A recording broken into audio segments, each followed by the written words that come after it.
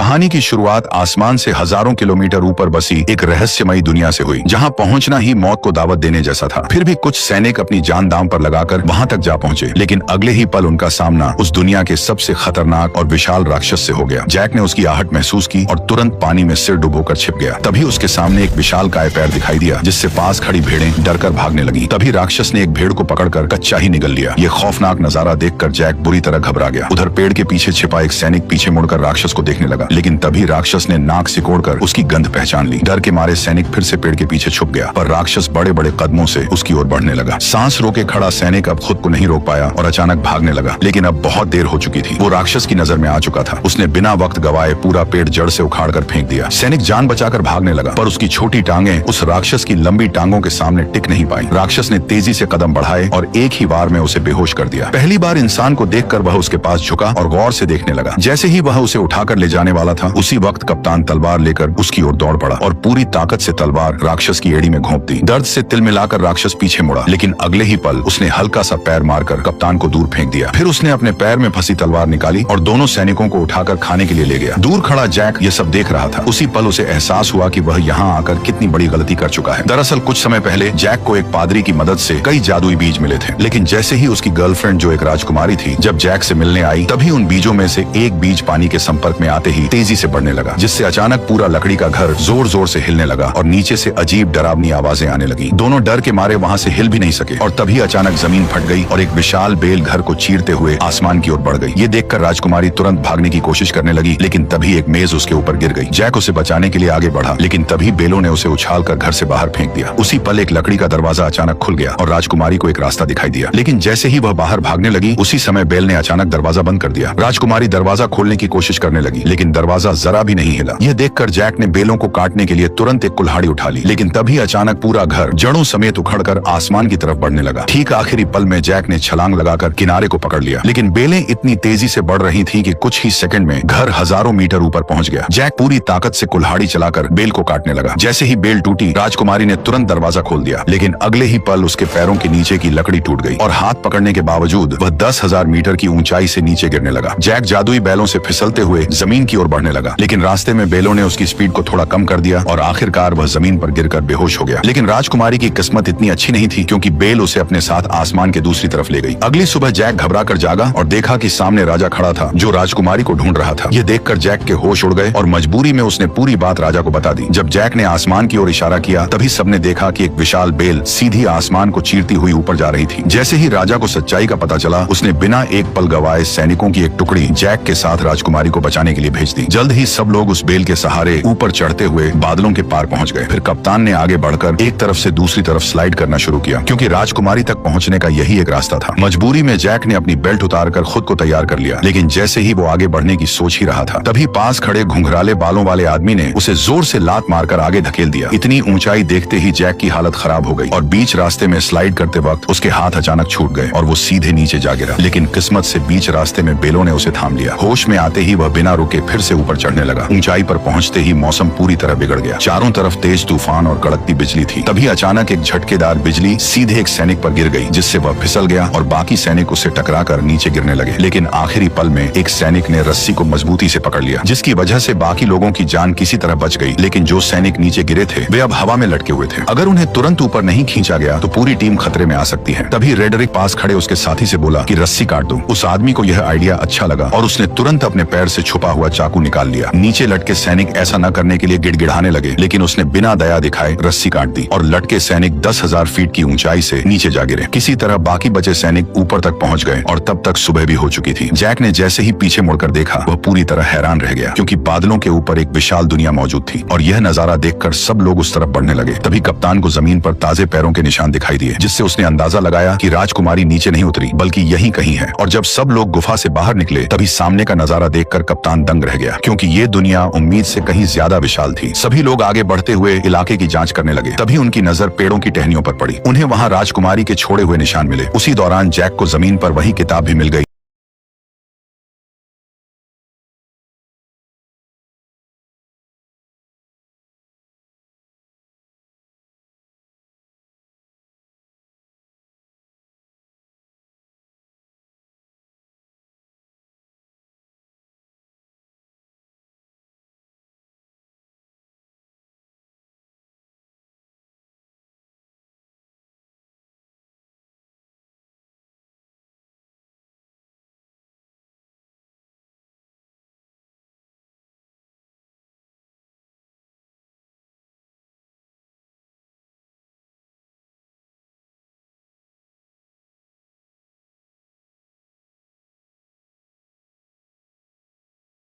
पीछे पीछे चलने लगा ताकि सही मौका मिलते ही वो साथियों के साथ राजकुमारी को भी बचा सके। दूसरी तरफ रेड्रिक दोनों सैनिकों के साथ एक चट्टान के किनारे पर पहुंच गया। गंजे आदमी को लगा कि इस तरह ढूंढते रहना बेकार है और वह कोई दूसरा रास्ता खोजने के लिए आगे बढ़ने लगा, लेकिन तभी रेड्रिक ने अपनी चाल चल दी। अरे देखो वो रही इज़ाबेल। जैसे ही गंजा आदमी वापस मुड़कर चट्टान के पास आया, तभी रेड्रिक ने मौके का फायदा उठाकर उसे सीधे गहरी खाई में धक्का दे दिया।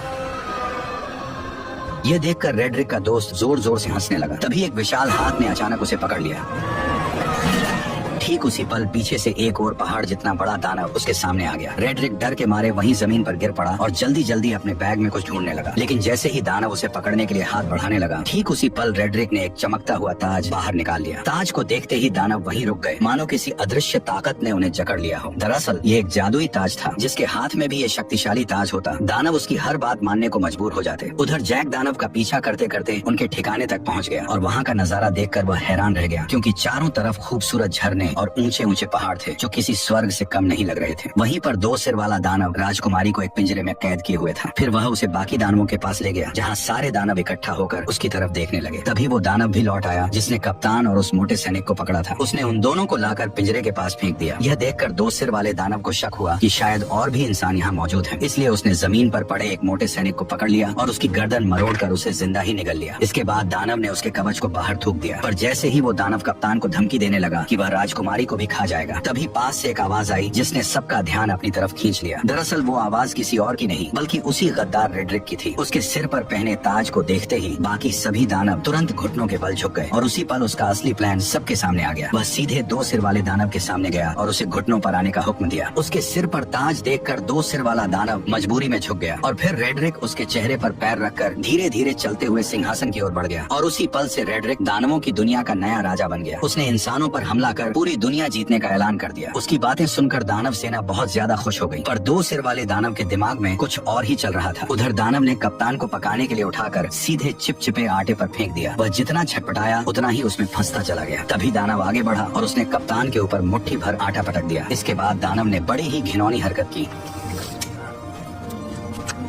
दानव ने कप्तान को मोड़कर एक तरफ रख दिया। तैयारी के बाद केवल सब्जियां डालना बाकी था। जैसे ही वह सब्जियां लेने गया, उसी समय जैक चुपके से वहां आ पहुंचा। जैक को देखकर राजकुमारी बेहद खुश हो गई, लेकिन उसने तुरंत उसे इशारे से चुप रहने को कहा। उधर दानव अब भी उलझा हुआ था और इसी बीच जैक धीरे धीरे राजकुमारी के पास पहुंच गया। उसने पिंजरे का लॉक खोलने की कोशिश की, लेकिन यह उसके बस की बात नहीं थी। तब राजकुमारी ने उसे पहले कप्तान को बचाने के लिए कहा, जिसे दानव ने सुअरों के साथ लाइन में रखा था। जैक तुरंत उसके पास पहुंचा और चाकू निकालकर उसे उस चिपचिपे आटे से अलग करने लगा। उसी समय दानव मसाला लेकर वापस आने लगा। ये देखकर जैक ने जल्दी से चाकू कप्तान को पकड़ा दिया और खुद छिप गया। खुशकिस्मती से दानव को कुछ भी शक नहीं हुआ। उसने कुछ नुकीली लकड़ियां उठाई और कप्तान की आंखों के सामने पास पड़ी सुअर में घुसा दी। जो सुअर अभी तक चिल्ला रही थी वह तुरंत शांत हो गई। अब अगला नंबर कप्तान का था। दानव ने बिना दया दिखाए वार किया, लेकिन वह थोड़ा सा चूक गया, वरना कप्तान की आने वाली पीढ़ी का नामो निशान मिट जाता। ये देखकर कप्तान डर के मारे बेहोश हो गया। फिर दानव ने उन सभी को उठाकर पास जल रहे भट्ठे में रख दिया। अब उन्हें बचाने वाला एकमात्र जैक ही था। इस समय जैक लोहे की रिंग के ऊपर पहुंच चुका था और दानव को उसकी भनक तक नहीं थी। तभी दानव ने एक तेज धार वाला चाकू उठाया और सीधे राजकुमारी की ओर बढ़ गया। उसने बिना देर किए हाथ अंदर डालकर राजकुमारी को बाहर निकाल लिया और टेबल पर रखकर उसे काटने की तैयारी करने लगा। लेकिन तभी जैक ने चुपके से पास रखा एक भारी चाकू उठा लिया। बेखबर दानव राजकुमारी पर वार करने ही वाला था। तभी जैक ने छुरी सीधी उसकी रीढ़ में घोंप दी। दर्द से दानव जोर जोर से चिल्लाने लगा, लेकिन जैक छुरी को मजबूती से पकड़े रहा। तभी दानव बेकाबू होकर दीवार से जा टकराया और वहीं मारा गया। यह देखकर राजकुमारी और कप्तान दोनों हैरान रह गए। इसके बाद वे तीनों तुरंत उस जादुई बेल के पास पहुंच गए, लेकिन वहाँ पहले से ही एक दानव पहरा दे रहा था जिसे रेड्रिक ने भेजा था। तभी जैक के दिमाग में एक अजीब आइडिया आया। वो एक मधुमक्खियों का छत्ता लेकर कप्तान के साथ धीरे धीरे उस दानव के पास पहुंच गया। फिर कप्तान ने दानव का हेलमेट उठाया और जैक ने छत्ता उसके अंदर पटक दिया। दानव अभी भी बेफिक्र सो रहा था और उसे जरा भी अंदाजा नहीं था कि उसके साथ क्या होने वाला है। जैसे ही जैक ने छत्ता अंदर रखा, तभी कप्तान ने तुरंत हेलमेट बंद कर दिया और फिर दोनों तेजी से वहाँ से भागकर पास की चट्टान के पीछे छिप गए और इंतजार करने लगे। कुछ ही देर में दानव मधुमक्खियों के डंक से तड़प कर उठ खड़ा हुआ और दर्द से छटपटाते हुए अपने शरीर को झटकने लगा। लेकिन जितना ज्यादा वह तड़प रहा था, मधुमक्खियां उतनी ही ज्यादा उस पर हमला कर रही थी। घबराकर दानव वहाँ से भागने लगा, लेकिन फिसलकर पत्थरों से टकरा गया और फिर वह लुढ़कता हुआ चट्टान के किनारे तक पहुँच गया। ऐसा लग रहा था कि अब वह गिरने ही वाला है। तभी अचानक उसने अपना हेलमेट उतार दिया। ये देखकर तीनों एक पल के लिए चौंक गए, लेकिन तभी एक मधुमक्खी सीधे उसकी तरफ उड़ती हुई आई और अगले ही पल उसने दानव को जोर से डंक मार दिया, जिससे वह कंट्रोल खो बैठा और सीधे नीचे जा गिरा। ये देखकर तीनों लोग खुशी से झूम उठे। उन्हें यकीन नहीं हो रहा था कि उन्होंने इतनी आसानी से इतने बड़े दानव को हरा दिया। इसके बाद तीनों उन्होंने तुरंत वहाँ से निकलने का फैसला किया, लेकिन अचानक कप्तान रुक गया। उसने बताया कि उसे रेड्रिक से ताज छीनने के लिए यही रुकना पड़ेगा, इसलिए जैक उसे चाकू थमाकर राजकुमारी के साथ नीचे उतरने लगा। उसी समय दानव बैलों से टकराते हुए आखिरकार नीचे आ गिरा। तेज आवाज सुनकर राजा तुरंत अपने टेंट से बाहर आया और इस खतरनाक दानव को देखकर घबरा गया। अचानक गांव के लोग भी वहाँ इकट्ठा हो गए। तभी राजा ने ना चाहते हुए प्रजा की भलाई और दानवों को यहाँ आने से रोकने के लिए एक बड़ा फैसला लिया। उसने तुरंत जनरल को बेल काट डालने का आदेश दे दिया। सैनिकों ने विशाल लोहे की कीलें उस बड़ी बेल में ठोक दी, फिर उन पर मजबूत हुक लगा दिए और कुछ बैलों और घोड़ों की मदद से उसे खींचना शुरू कर दिया। धीरे धीरे वह विशाल बेल जड़ों समेत हिलने लगी, लेकिन इससे पास खड़े सैनिक अचानक खतरे में आ गए। तभी अचानक बीच वाली मोटी बेल भी टूटने लगी। ऊपर खड़े सैनिक नीचे गिरने लगे, जिससे चारों तरफ अफरा तफरी मच गई। उधर जैक और राजकुमारी बेल के सहारे नीचे उतर रहे थे, लेकिन जैसे ही उन्होंने नीचे नजर डाली तो वे डर के मारे घबरा गए, क्योंकि बेल बेकाबू हो चुकी थी और किसी भी पल गिर सकती थी। उसी समय जैक ने मौका देखकर राजकुमारी को कसकर पकड़ा और तेजी से एक लटकती डाल को थाम लिया। दोनों हवा में झूलते हुए तेजी से नीचे की ओर बढ़ने लगे। आखिरकार जब वे नीचे गिरे तो घास के ढेर ने उनकी रफ्तार कम कर दी और इस तरह दोनों सही सलामत जमीन पर पहुंच गए। ठीक उसी पल रेड्रिक ने सभी दानवों को इकट्ठा कर इंसानों पर हमला करने की तैयारी की। तभी दो सिर वाले दानव को इंसान का आभास हुआ, जिससे कप्तान छिप गया। तभी रेड्रिक ने आगे बढ़ते हुए बैल उगाने वाले जादुई बीज निकाले, लेकिन तभी अचानक कप्तान उस पर टूट पड़ा, जिससे जादुई बीज चट्टान पर ही छूट गए और रेड्रिक सीधे नीचे गड्ढे में जा गिरा। रेड्रिक डर के मारे दानवों को पुकारने लगा, जबकि कप्तान उसके सामने लड़ने के लिए तैयार खड़ा हो गया। तभी दो सिर वाले दानव ने बाकी दानवों को उसे बाहर निकालने का आदेश दिया। दानव चट्टानों को तोड़ने लगे और नीचे कप्तान और रेड्रिक के बीच लड़ाई शुरू हो गई। रेड्रिक ने अपनी लंबी तलवार के सहारे कप्तान को गिरा दिया और उसका हथियार दूर जा गिरा। इसके बाद उसने मौका पाकर लगातार हमले शुरू कर दिए, लेकिन कप्तान ने किसी तरह उसका वार रोक लिया और दोनों के बीच ताकत की लड़ाई शुरू हो गई। जल्द ही कप्तान कमजोर पड़ने लगा और रेड्रिक ने उसे पानी में डुबो दिया। तभी अचानक उसकी नजर उस चाकू पर पड़ी जो उसकी तरफ बहकर आ रहा था। कप्तान ने सही मौके पर उसे दांतों से पकड़ लिया और तुरंत रेड्रिक के चेहरे पर वार कर दिया। अचानक हुए हमले से रेड्रिक का गुस्सा फूट पड़ा। उसने अपने हथियार के दम पर कप्तान को पीछे धकेल दिया। कप्तान मजबूर होकर पीछे हटता गया और आखिरकार किनारे तक पहुंच गया। तभी रेड्रिक ने उसे एक जोरदार लात मारकर नीचे गिरा दिया, लेकिन कप्तान ने किसी तरह चट्टानों को पकड़ लिया। रेड्रिक तलवार को उसके हाथों में चुभोने लगा ताकि वह खुद नीचे गिर जाए, लेकिन उसने कप्तान की ताकत को कम आंका था। जैसे ही वह फिर से हमला करने लगा, कप्तान ने उसी के हथियार को पकड़कर उसी की टांग में घोंप दिया। दर्द से रेड्रिक जोर जोर से चिल्लाने लगा और इसी मौके का फायदा उठाकर कप्तान ने तलवार रेड्रिक के पेट में घोंप दी। अचानक हुए हमले की वजह से रेड्रिक ने वही दम तोड़ दिया। उसके मरते ही ताज की जादुई ताकत भी खत्म हो गई। कप्तान किसी तरह ऊपर चढ़ आया और ताज वापस लेने के लिए आगे बढ़ा, लेकिन तभी ऊपर की गुफा टूट गई और दो सिर वाला दानव उससे पहले ही ताज उठा ले गया। उसने ताज अपनी उंगली में पहन लिया और खुद को नया राजा घोषित कर दिया। ताज पहनते ही उसकी ताकत फिर से लौट आई। यह देखकर बाकी दानवों ने भी अपने घुटने टेक दिए। तभी कप्तान ने देखा कि धरती पर लौटती हुई वह एकमात्र बेल अब कभी भी टूटकर नीचे गिर सकती है, इसलिए उसने बिना देर किए सीधे बेल पर छलांग लगा दी। बेल तेजी से किले की ओर बढ़ने लगी। कप्तान ने सही समय का फायदा उठाया और छलांग लगाकर सीधे पानी में कूद गया। दो सिर वाले दानव ने जब देखा कि इंसानों की दुनिया तक जाने का रास्ता टूट चुका है तो वह गुस्से से गरज उठा। तभी अचानक छोटे सिर ने जमीन पर पड़े उस थैले की ओर इशारा किया जिसमें जादुई बीज भरे हुए थे। दो सिर वाले दानव ने उसे उठाया और अपने हाथ में खोल लिया। उसमें कुल 4 जादुई बीज थे। यह देखकर वह खुशी से झूम उठा। उसने तुरंत एक फूंक मारकर उन बीजों को पानी में फेंक दिया। जैसे ही बीज पानी से टकराए वे तुरंत उगने लगे और अगले ही पल जमीन को चीरती हुई 4 विशाल बेलें बाहर निकल आई। इसके बाद दो सिर वाले दानव ने जोर से आदेश दिया और सभी दानव उस बेल पर चढ़कर इंसानों की दुनिया की ओर बढ़ने लगे। आखिरी पल में दो सिर वाला दानव भी छलांग लगाकर नीचे कूद पड़ा। वो बेलों के जरिए फिसलते हुए जमीन की ओर बढ़ने लगा। उसी समय जैक घोड़े को पानी पिला रहा था। तभी अचानक उसकी नजर आसमान की ओर गई। उसने देखा कि सभी दानव तेजी से नीचे की ओर बढ़ रहे हैं। बिना एक पल गवाए वह घोड़े पर सवार होकर राजा को चेतावनी देने निकल पड़ा। उधर राजा की सेना आराम से किले की ओर बढ़ रही थी। तभी जैक की नजर सेना पर पड़ गई। वो जोर जोर से चिल्लाने लगा कि दानव आ रहे हैं, लेकिन राजा को अब भी कुछ समझ नहीं आया। तभी पीछे के जंगल से अचानक कई दानव निकल आए और जहाँ जहाँ वे जा रहे थे वहाँ सब कुछ तहस नहस कर रहे थे। कोई भी उन्हें रोक नहीं पा रहा था। जल्द ही दानव सेना पास आ गई और उन्होंने एक सैनिक को पकड़कर जिंदा निगल लिया। घोड़े पर सवार लोग भी उनकी रफ्तार से नहीं बच पाए। इस वक्त इंसान उनके सामने बिल्कुल बेबस थे। तभी एक गोल चेहरे वाले दानव ने पास की पवन चक्की का पंखा तोड़कर राजकुमारी की तरफ फेंक दिया, जो जमीन पर गिरते ही सब कुछ चकनाचूर कर गया और राजा का ताज भी गिर पड़ा। उधर किले पर तैनात सैनिकों ने राजा की सेना को आते देखा और उन्होंने तुरंत अंदर युद्ध की तैयारी की खबर भेज दी। कप्तान ने तुरंत सभी सैनिकों की मदद से खाई में तेल डलवा दिया ताकि दुश्मनों को रोका जा सके। जैसे ही राजा की सेना किले के पास पहुंची, उसने तीर चलाने का आदेश दे दिया और देखते ही देखते सैकड़ों जलते हुए तीर दुश्मनों की ओर छोड़ दिए गए। जैसे ही ये तीर तेल से टकराए, चारों तरफ आग भड़क उठी और इसी बीच राजा की सेना सुरक्षित किले के अंदर पहुंच गई। राजकुमारी को सही सलामत देखकर कप्तान ने तुरंत किले के दरवाजे बंद करने का आदेश दिया, लेकिन उसी समय जैक अभी भी बाहर था और दानव उसके पीछे पड़े हुए थे। जैसे ही किले का दरवाजा बंद होने लगा, तभी जैक घबरा गया, लेकिन आखिरी पल में वह अपने घोड़े के साथ छलांग लगाकर अंदर घुस आया। हालांकि उसके पीछे पीछे दो सिर वाला दानव भी दरवाजे पर चढ़ आया, लेकिन तभी कप्तान ने उस पर हमला बोल दिया और वह वह सीधे आग की जलती लपटों में जा गिरा।